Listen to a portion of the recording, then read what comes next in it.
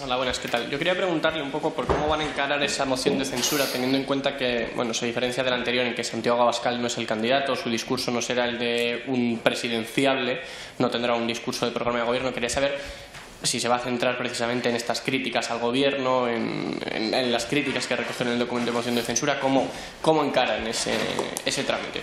Muchas gracias. Como bien indica usted, Santiago Abascal participará en la moción de censura y eso es uno de los motivos más importantes que nos han animado a presentarla.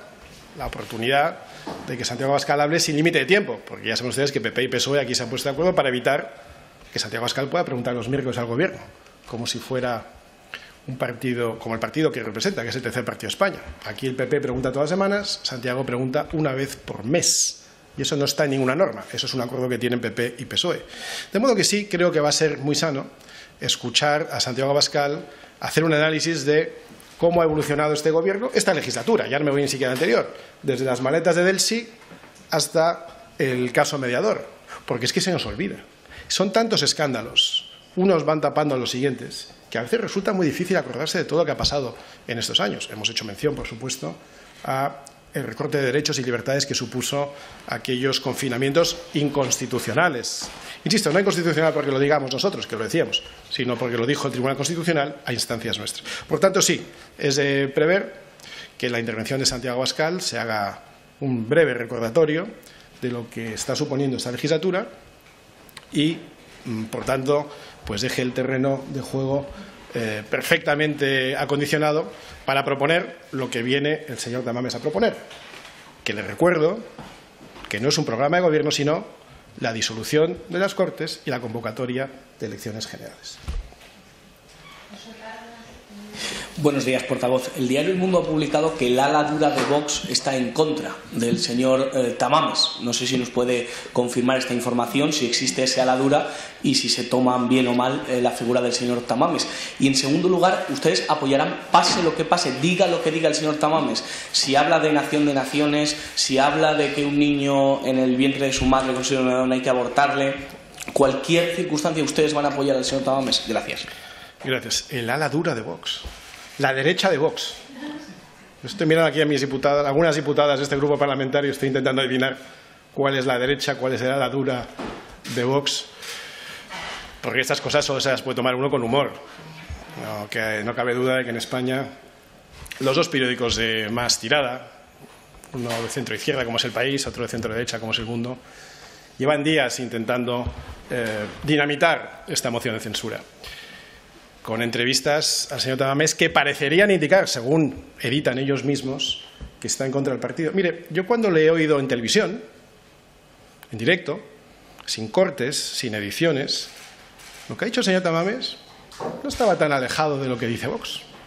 Curiosamente, cuando leo la entrevista del País o la entrevista del Mundo, que me imagino que, por lo que he oído a los propios periodistas, se da a lo largo de una tarde en su casa, pues un par de horas, 3 horas, luego queda editado, una cosa más breve como es natural, no se puede transcribir 2 horas de entrevista, pero curiosamente de lo que durara la entrevista, las 2 horas que durara, se buscan precisamente aquellos aspectos que teóricamente le diferencian de Vox. Bueno, les voy a contar un secreto que no les he contado hasta ahora.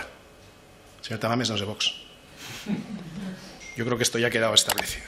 Ni Vox es el señor Tamames.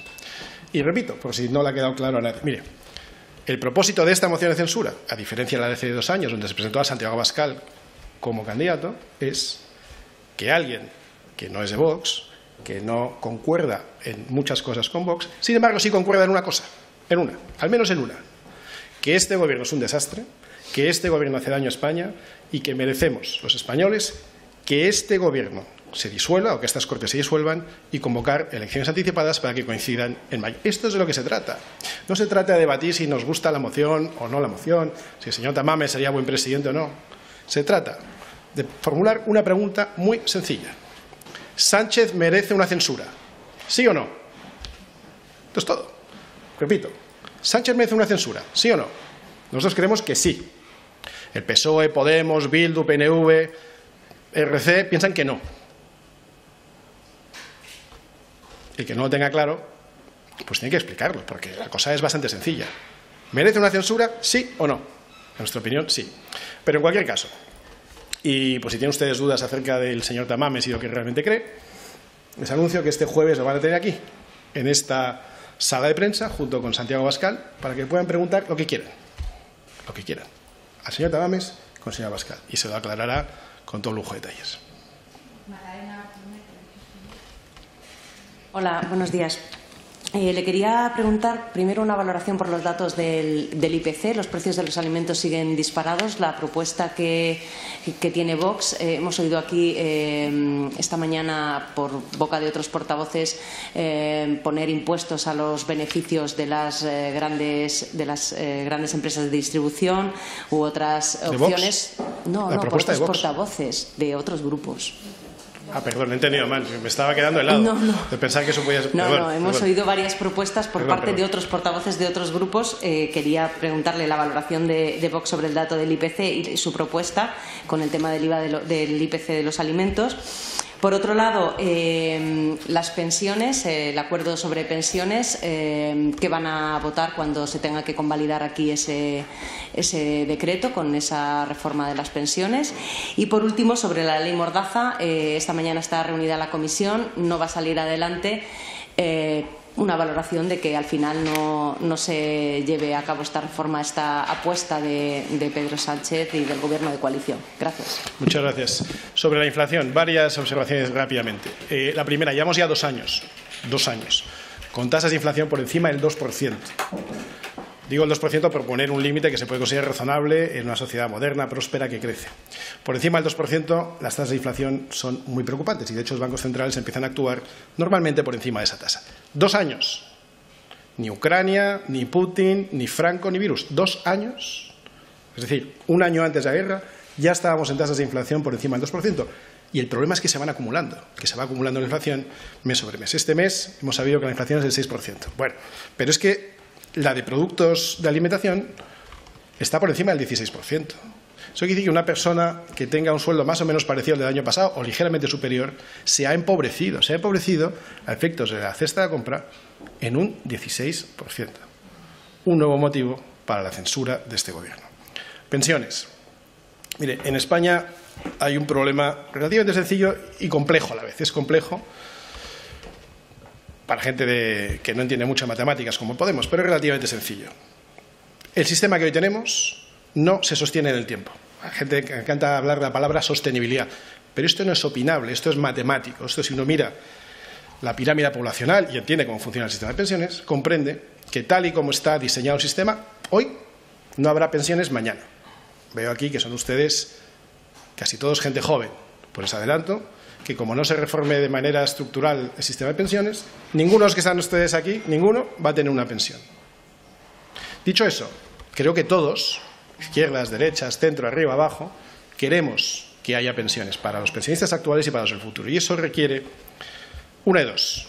Un recorte de los gastos del Estado tal y como está concebido hoy, es decir, en nuestra opinión, el único modo es recortando drásticamente o eliminando el sistema de autonomías, que según cálculos que no hemos hecho nosotros, sino gente independiente, está en torno a 75.000, 80.000 millones de euros al año. Hablo de gasto superfluo, no hablo de tocar a una enfermera, a un profesor, a un bombero, a un policía.